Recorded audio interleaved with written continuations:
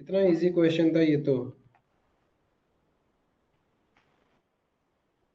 आपसे पूछा क्या है, हेड ऑफिस का बुक्स में ब्रांच अकाउंट बनाना है, मतलब डेटर मेथड फॉलो करना है, और फिर नॉर्मल ट्रेडिंग एंड पीएनएल बनाना है हेड ऑफिस का। ठीक है, ये दो चीज आपसे पूछा है। तो डेटर मेथड जब अपन फॉलो करते हैं तो हम लोग बनाएंगे in the books of Chennai, in the books of Chennai,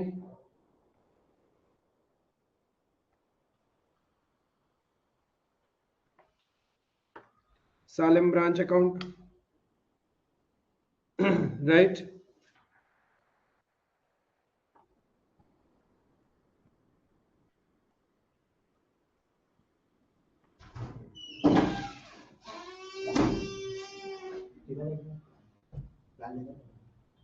हमको नहीं समझ में आ रहा कौन सा करवाना चाहिए।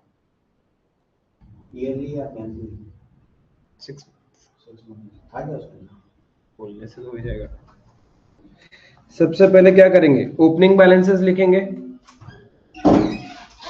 ओपनिंग एसेट्स कितना है, क्या क्या है सालेम ब्रांच में। यहाँ ऊपर में दिया हुआ है Chennai, Chenna Swami of Chennai traders is in refined oil and ghee. It has a branch at Salem. He dispatched 30 tins of refined oil at the rate 1500 per tin and 20 tins of ghee. ये क्वेश्चन स्टडी मेट में ही तो था। अरे आपने ये question किया हुआ है, क्या कर रहे हो।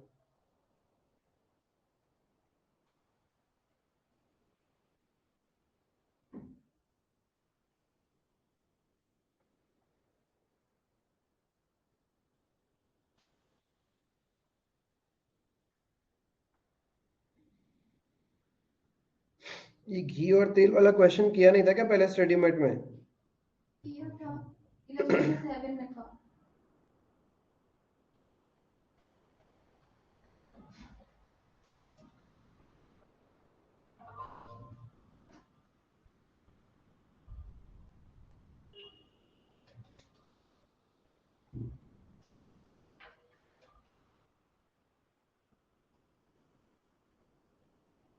ये रहा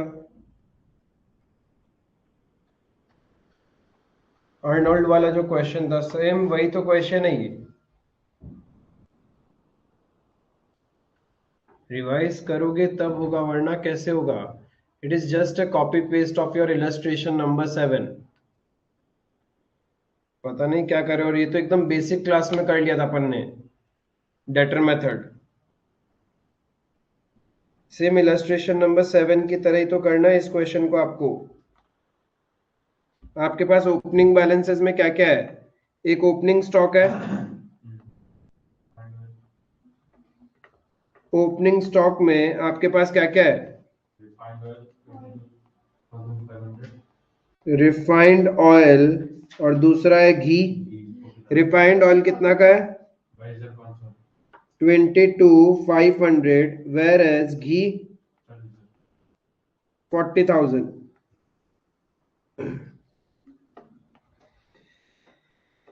ठीक है, यहाँ पे ऊपर में डेटा दिया हुआ है कि क्या करता है, head office dispatch 30 tins of refined oil and 20 tins of ghee on first of every month. हर महीने का 1 तारीख को इतना वो भेजता है। तो इसका मतलब पूरा साल में कितना भेजा वो अपन निकाल सकता है। इफ एक महीने में इतना भेजता है तो मल्टीप्लाई बाय 12 कर लो। The branch is incurred expenditure of इतना which is met out of its collection, यानी जो कैश ब्रांच रिसीव करता है उसमें से उसने पे कर दिया। फिर एडिशनल इंफॉर्मेशन दिया हुआ है, ओपनिंग स्टॉक हमने लिख दिया,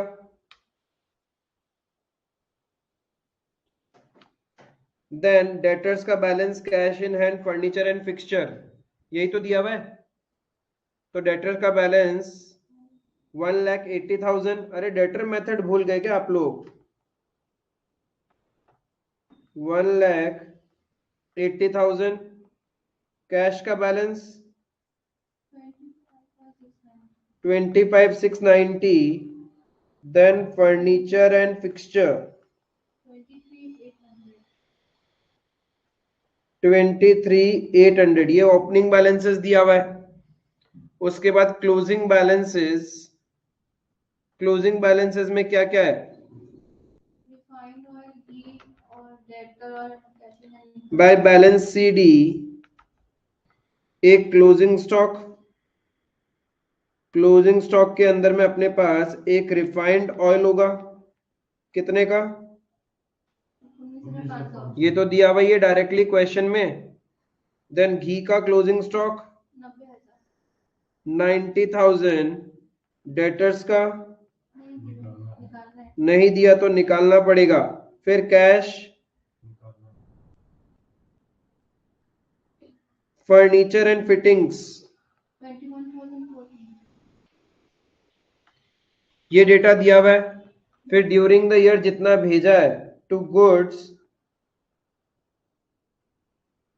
सेंड टू ब्रांच, एक तो रिफाइंड ऑयल और एक घी। हर महीना रिफाइंड ऑयल कितना जाता है? 30 टीन्स इंटू 1500, 45,000 का एवरी मंथ है, तो पूरा साल भर में 5,40,000।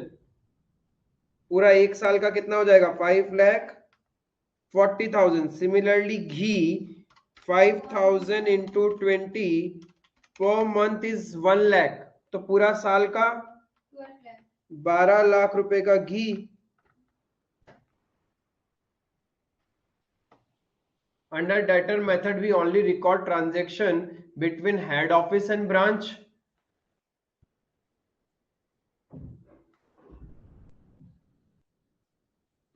Expenses paid by HO.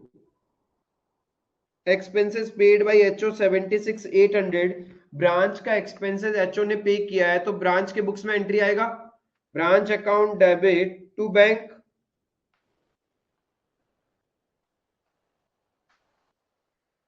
Expenses pay किया हेड ऑफिस ने 76,800।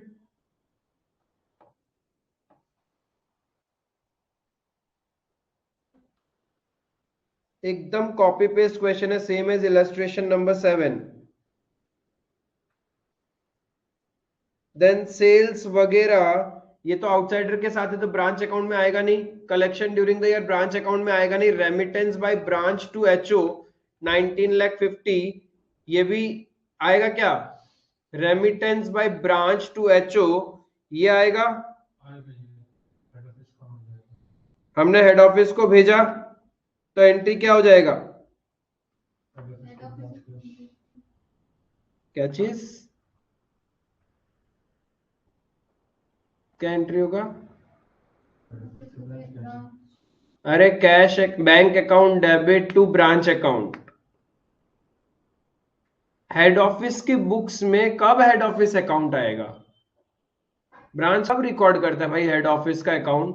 वो तब बनाता है जब इंडिपेंडेंट बुक्स ऑफ अकाउंट्स होता है। यहां तो नॉर्मल हेड ऑफिस अपने बुक्स में सारा अकाउंट्स बना रहा है, तो वो एक ही एंट्री करेगा, bank account debit to branch account. और क्या करेगा? कुछ भी नहीं करेगा। Bank account debit to branch, तो ब्रांच के क्रेडिट में लिख देंगे बाय बैंक। रेमिटेंस कितना भेजा? 19,50,000।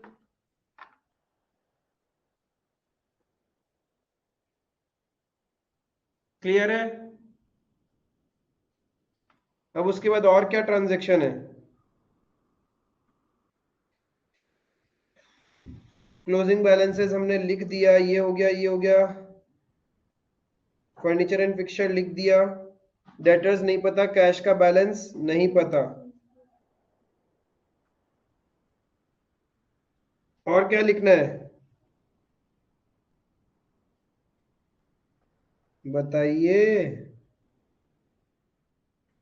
एक्सपेंडिचर है ब्रांच एक्सपेंडिचर 45,890 का 45,890 वो तो ब्रांच ने पे किया है, तो ब्रांच का कैश कम होगा, लेकिन वो तो हम लोग डेटर मेथड में ब्रांच अकाउंट में नहीं रिकॉर्ड करते, आउटसाइडर के साथ ट्रांजैक्शन है।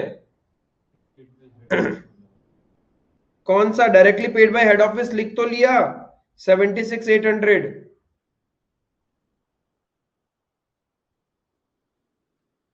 ऊपर में एक है, branch has incurred expenditure of 45,890।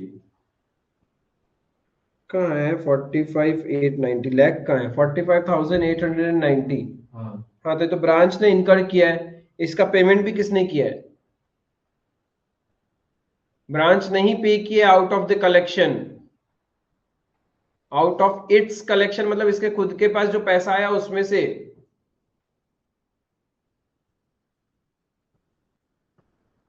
Branch manager is entitled to 10% commission on branch profit after charging his commission. After charging his commission का मतलब हो गया that profit includes commission, तो to branch manager commission वो भी आएगा, to branch manager commission।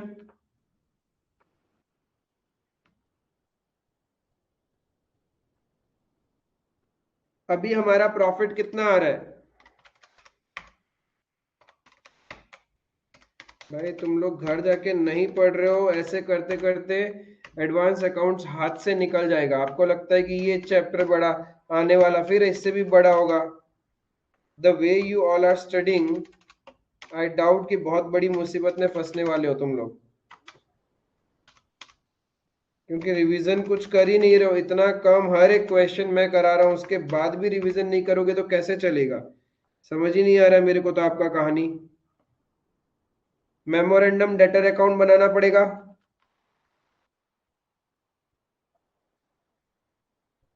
तभी तो डेटर का बैलेंस निकलेगा।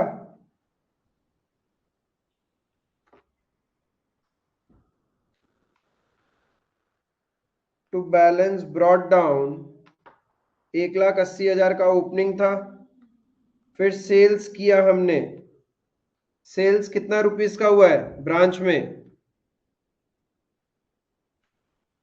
रिफाइंड ऑयल का 5,95,000। टोटली लिख लेते ना, 595 प्लस 14,50, 20,45,000, 20,45,000 का सेल्स हुआ है। पैसा कितना कलेक्ट किया डेटर से, लिखा हुआ है क्या? Collection during the year 20,15,000। 20,15,000 इतना कलेक्ट किया हमने,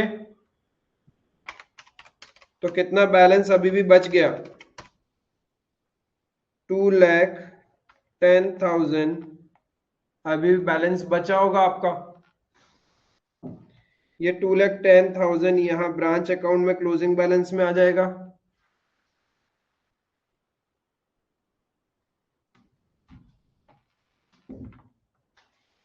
वैसे ही मेमोरेंडम कैश अकाउंट बनाना पड़ेगा।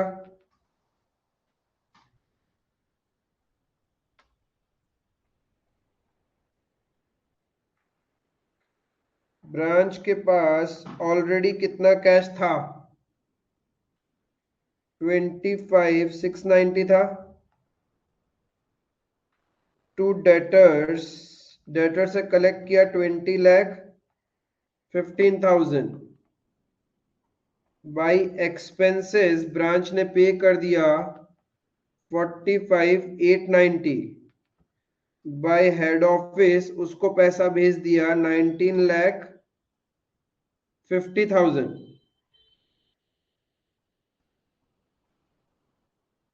बाकी बैलेंस सीडी बच जाएगा, कैश बैलेंस आ जाएगा हमारे पास।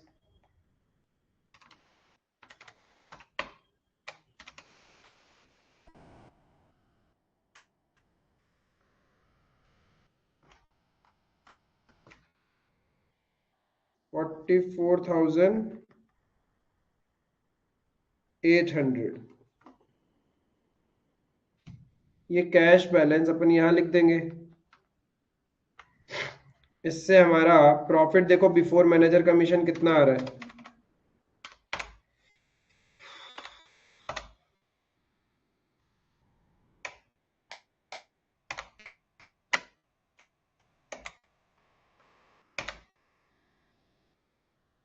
नेक्स्ट क्लास हम तुम लोग से पूरा चैप्टर सुनेगा, अभी तक क्या क्या किया, किस क्वेश्चन में कैसा किया।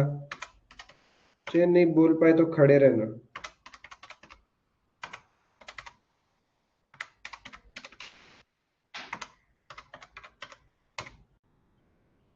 2,26,000 समथिंग आ रहा है, 930 बिफोर कमीशन,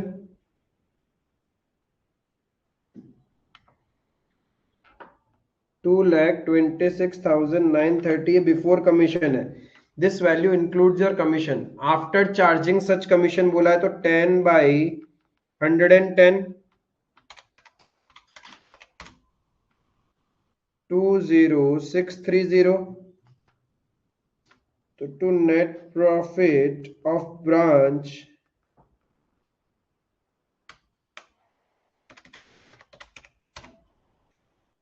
206,300.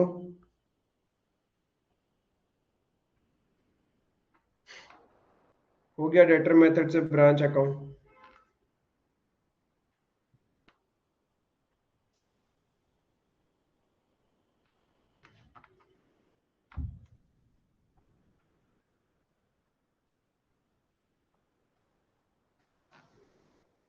इसके बाद क्या बनाने बोला क्वेश्चन ने? Trading and PL of head office. Trading and profit and loss account for the year ending 31st March 21. सिर्फ हम हेड ऑफिस का बना रहे हैं तो ट्रेडिंग अकाउंट में सबसे पहले आएगा opening stock, refined oil and ghee का. रिफाइंड ऑयल का ओपनिंग स्टॉक कितना है हेड ऑफिस का? 27,50,000. क्या बोलते रहते हो तुम लोग को ही पता है सिर्फ. 44,000. 44,000 and 10,65,000. तो इधर में जो डिटेल दिया है ये क्या चीज के वो लिए दिया है? परचेस है ना.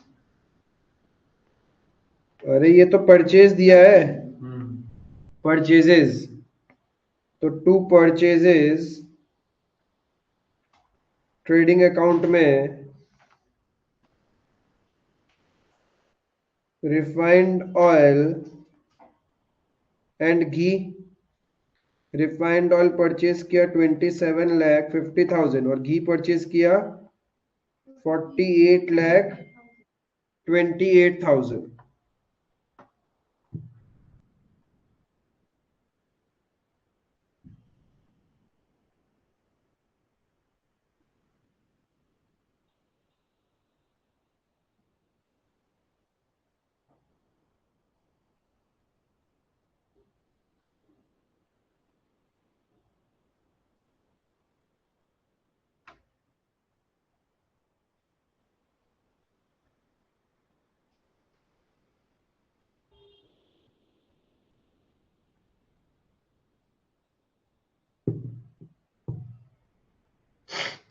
देन और क्या क्या डिटेल्स है?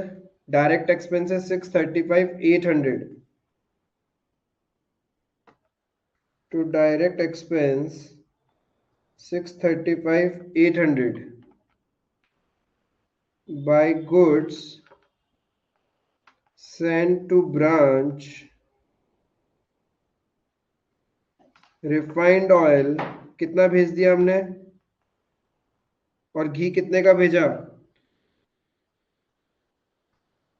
5,40,000 and 12,00,000. 5,40,000, refined oil 5 lakh 12 lakh.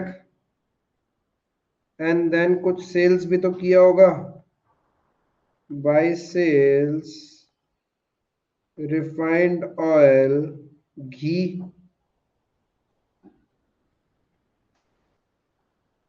24,10,000, 38,40, 500.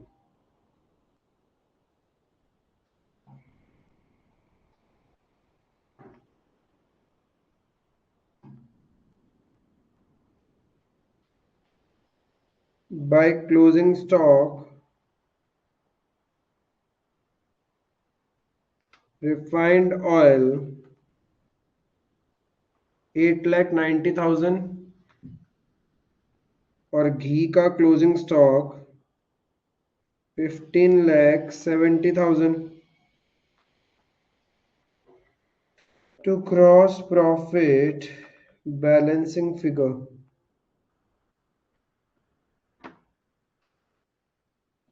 निकालो कितना आ रहा है।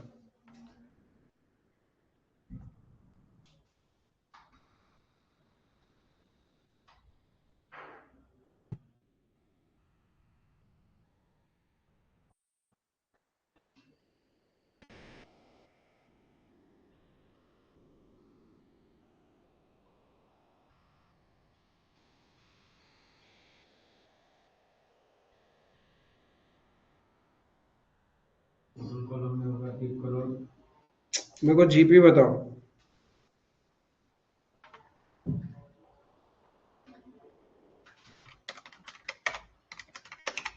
बहुत समय लगता है रे।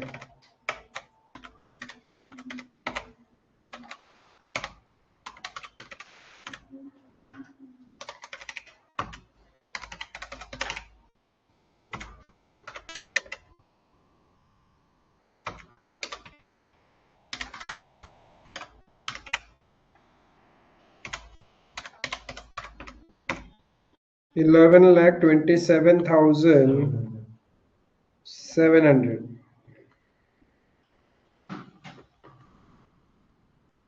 by gross profit brought down। इस पीएनएल में ब्रांच प्रॉफिट भी ऐड हो जाएगा by branch profit and loss sir वो बोला एक्सक्लूडिंग ब्रांच ट्रांजैक्शन। ट्रांजैक्शन, लेकिन पीएनएल जब बनाओगे तब तो आएगा ना पूरा प्रॉफिट। ट्रांजैक्शन तो वैसे भी नहीं लेते अपन। और क्या क्या दिया हुआ है? हेड ऑफिस का खर्चा,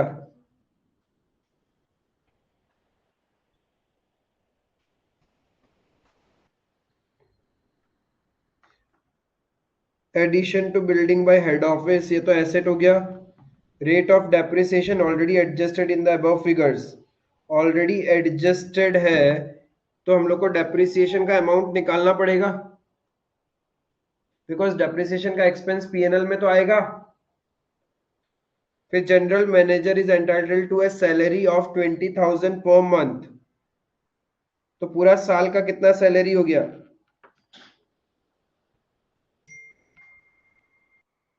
जनरल मैनेजर सैलरी 2,40,000 हो गया। General expenses incurred eight head office 1,86,000, तो टू जनरल expenses 1,86,000।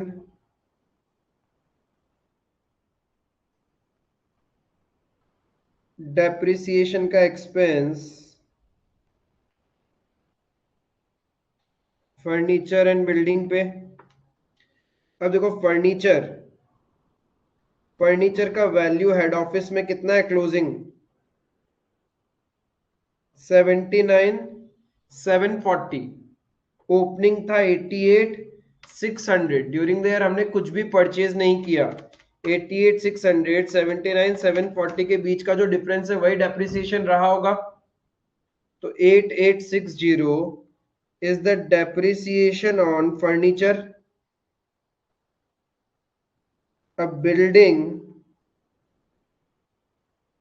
के ऊपर समझो कि बिल्डिंग का वैल्यू स्टार्टिंग में था 5,10,800, फिर आपने बिल्डिंग में और ऐड किया 241,600, तो क्लोजिंग होना चाहिए था 752,400, बट आपका क्लोजिंग है 7,14,780। तो जो डिफरेंस 37,620 है, 37,620 है, वही तो आपका डेप्रिसिएशन है। क्लियर है?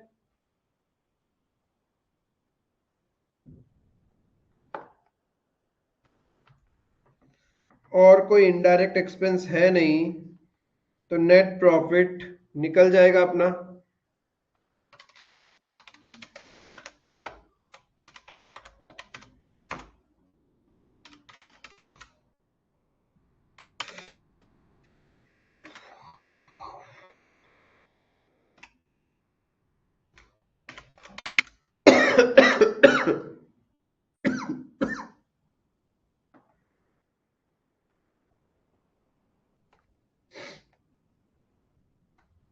क्या शेफाली, ये क्वेश्चन नहीं हुआ तुमसे?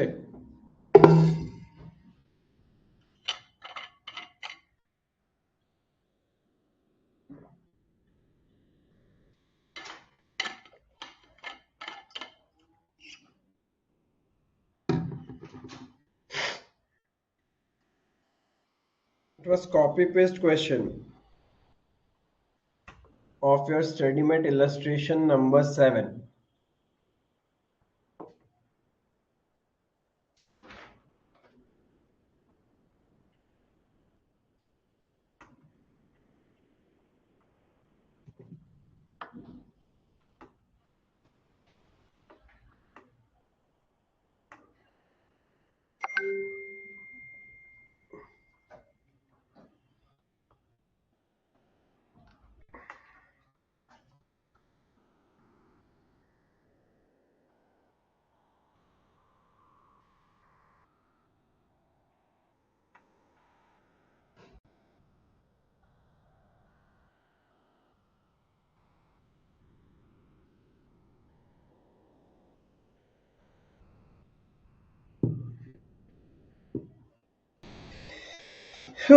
हाँ देखो क्या बोल रहा है question.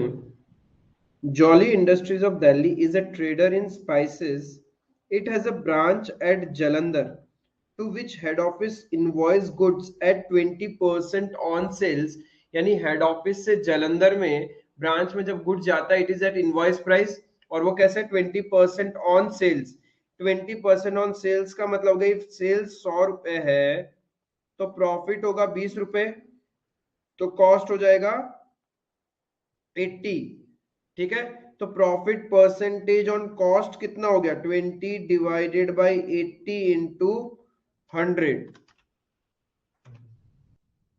25% on cost, 20% on sales का मतलब 25% on cost.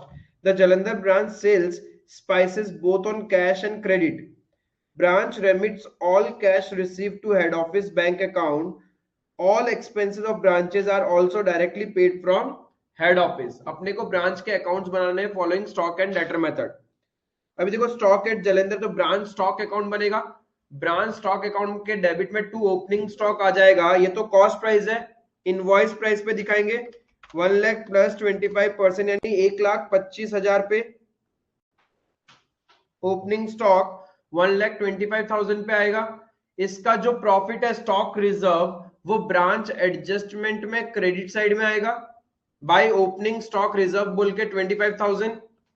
Then sundry debtors at Jalandhar, ये तो डेटर्स अकाउंट जब ब्रांच के उसमें जब आप जलंधर ब्रांच डेटर अकाउंट बनाओगे उसका ओपनिंग बैलेंस हो जाएगा to balance brought down 1,10,000.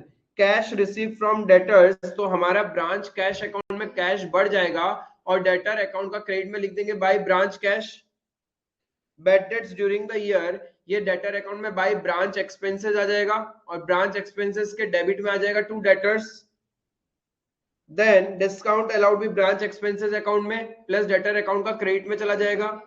Goods receive from head office at invoice price, 6 lakh रुपए का गुड्स मिला है तो हम लोग ब्रांच स्टॉक अकाउंट का डेबिट में लिखेंगे to goods send to branch 6 lakh और ब्रांच एडजस्टमेंट के क्रेडिट में लिखेंगे by goods send to branch. इसमें प्रॉफिट कितना होगा 6 लाख का 20% 1,20,000 क्योंकि 20% ऑन सेल्स ही था ना और ये इनवॉइस प्राइस मतलब सेल्स प्राइस ही दिया हुआ है तो 6 लाख का 20% 1,20,000.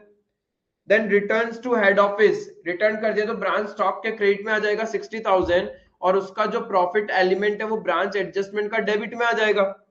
60,000 का 20% 12,000. Then normal loss of goods during transport. Normal loss क्या करते हैं हम, पूरा का पूरा इनवॉइस प्राइस के केस में पूरा ब्रांच एडजस्टमेंट से क्रेडिट होता है तो स्टॉक अकाउंट का क्रेडिट में बाय ब्रांच एडजस्टमेंट आ जाएगा 12,000 और ब्रांच एडजस्टमेंट का डेबिट में आ जाएगा to branch stock. Sales return at Jalandhar branch, sales return का मतलब क्या डेटर अकाउंट में आएगा, ये डेटर अकाउंट का क्रेडिट में आ जाएगा बाय सेल्स रिटर्न और ब्रांच स्टॉक अकाउंट का डेबिट में भी आ जाएगा, स्टॉक बढ़ जाएगा हमारा. Salaries and staff welfare expense branch expense account में जाएगा. Rent rates and taxes branch expense. Other office क्या चीज ये सब एक्सपेंसेस में आएगा। क्लोजिंग बैलेंस ऑफ डेटर दिया हुआ है, क्लोजिंग स्टॉक एट ब्रांच दिया हुआ है। क्लोजिंग स्टॉक एट ब्रांच तो इनवॉइस प्राइस पे दिखाएंगे, तो 1,20,000 कॉस्ट है, उस पर 25% ऐड कर दो तो 1,50,000 will be your invoice price. And branch adjustment का डेबिट में आ जाएगा टू क्लोजिंग स्टॉक रिजर्व बोल के 30,000। अरे भाई इसको इनवॉइस प्राइस पे स्टॉक अकाउंट में दिखाओगे तो उसका stock reserve branch adjustment account के डेबिट में आ जाएगा। स्टॉक रिजर्व आ जाएगा 30,000। बस फिर बैलेंसिंग फिगर एक एक करके निकाल लेंगे। और क्या ही था इसके वहाँ अंदर? नीचे एक इंफॉर्मेशन दिया हुआ है, credit sales at branch are 4 time of cash sales at branch. हाँ तो हमारे पास में क्रेडिट सेल्स और कैश सेल्स की कहानी बोल रहा है, तो डेटर अकाउंट से सेल्स निकलेगा। डेटर अकाउंट में सेल्स कितना दिखाया हमने?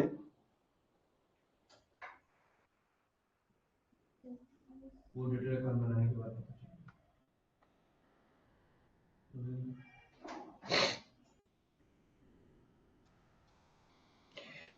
डेटर टोटल सेल्स कितना है? सेल्स नहीं दिया हुआ है। हाँ तो वो तो निकालना पड़ेगा अपन को।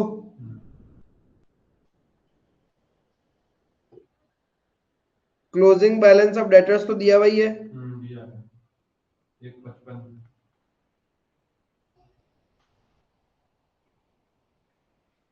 तो डेटर अकाउंट से बैलेंसिंग फिगर मेरा सेल्स आ जाएगा जब डेटर अकाउंट बनाएंगे।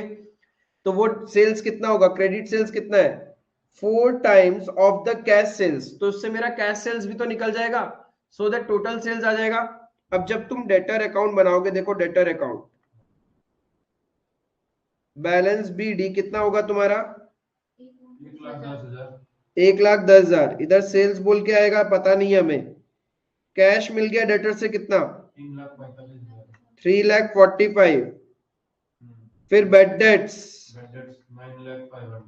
क्या बोल रहा है? 9,500। 9,500। Discount allowed 5,500। रिटर्न 11,000 का। Balance CD 1,55,000।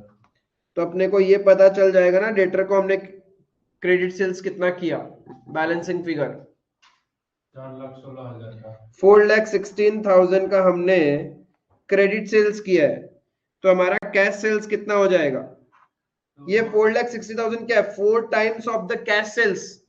तो मेरा कैश सेल्स कितना हो जाएगा? 4,16 डिवाइडेड बाई 4, 1,04,000। तो ब्रांच कैश इंक्रीज हो जाएगा और ब्रांच स्टॉक भी तो फिर डिक्रीज हो जाएगा। हाँ तो ब्रांच स्टॉक के क्रेडिट में जब तुम सेल्स दिखाओगे तो दो सेल्स होगा, एक बाय ब्रांच डेटर और एक बाय ब्रांच कैश।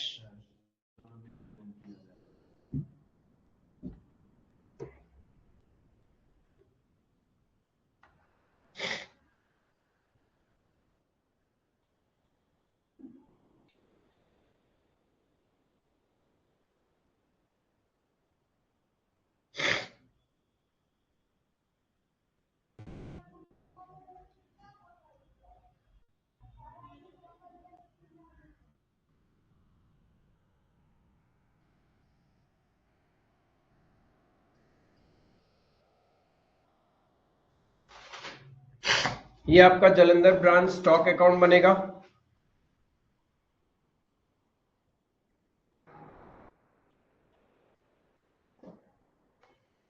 मैच कर लो।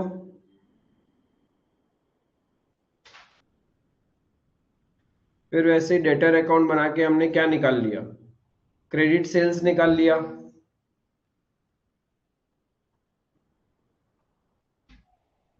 एंड कैश अकाउंट से कैश का बैलेंस आ गया कि कितना रेमिट किया है आपने हेड ऑफिस को। ब्रांच कैश अकाउंट बना के आप लोग ये निकाल लोगे कि हेड ऑफिस को हमने कितना रेमिट किया, क्योंकि ब्रांच 1 रुपए भी अपने पास नहीं रखता, पूरा पैसा क्या करता है? हेड ऑफिस को सेंड कर देता है। बस ये 2 अकाउंट और बनने थे।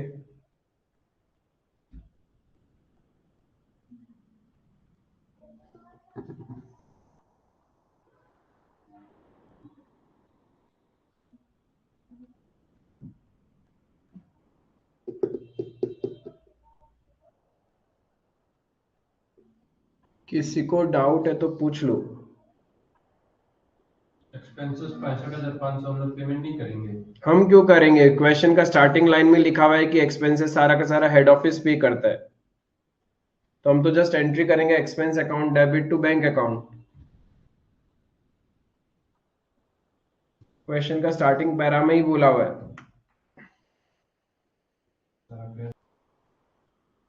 हाँ फिर good send to branch account को ट्रेडिंग अकाउंट से ट्रांसफर करके क्लोज हो जाएगा और ब्रांच पीएनएल बन जाएगा। साहब भूल गए बाबा, ऐसे मत करो रे, ऐसे मेरा पढ़ाने का एनर्जी डाउन हो जाता है। स्पून फीडिंग नहीं हो सकता है इंटर लेवल। जब तक आप लोग अपना सेल्फ स्टडी नहीं बढ़ाओगे, पढ़ाया हुआ यूजलेस है। फिर वो फॉर्मेलिटी है कि हाँ सिलेबस अपन ने कवर कर लिया। इस तरीके से पढ़ाई करोगे तो एनर्जी डाउन हो जाता है बॉडी का पढ़ाने में। और वो जो लॉस था वो पीएल अकाउंट में नहीं आएगा, नॉर्मल लॉस 12,000 का। कौन सा? वो तो ब्रांच एडजस्टमेंट में चला गया ना, पीएनएल से थोड़ी रूट किया उसको। उसको तो ब्रांच एडजस्टमेंट में डाला है, और ब्रांच एडजस्टमेंट का नेट वैल्यू तो हम पीएनएल में लेके आए हैं।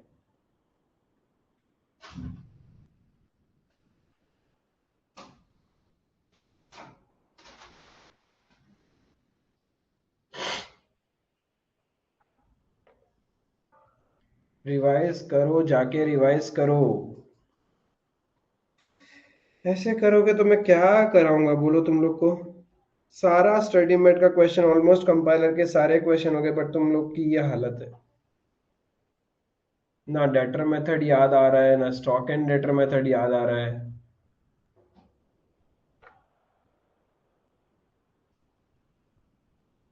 छापना ही है तो उसके लिए आने का क्या जरूरत है? मेरे को बोलो, मैं पीडीएफ ही शेयर कर देगा, काम खत्म।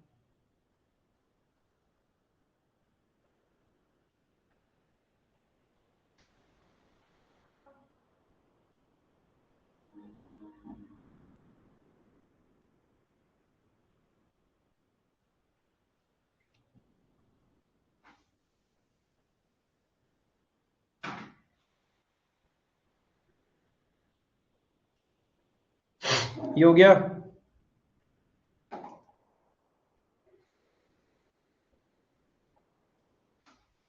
पर मैं कौन सा था? 15 नंबर।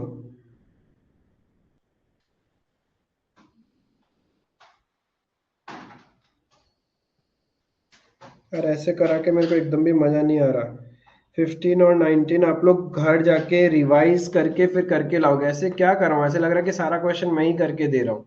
आप दिमाग ही नहीं चला पा रहे हो, और दिमाग नहीं चलाने का रीजन है रिवीजन ही नहीं है। मेरे को कल फॉरेन ब्रांच स्टार्ट करने से पहले नेक्स्ट क्लास में ये 2 क्वेश्चन अच्छे से किया हुआ चाहिए। एंड प्रॉपरली मैं पूछूंगा आप लोग से पूरा चैप्टर का ओवरव्यू, ये ध्यान रखना। मुझे हर एक वो छोटी छोटी डिटेलिंग चाहिए जो आपने इस चैप्टर में सीखा है।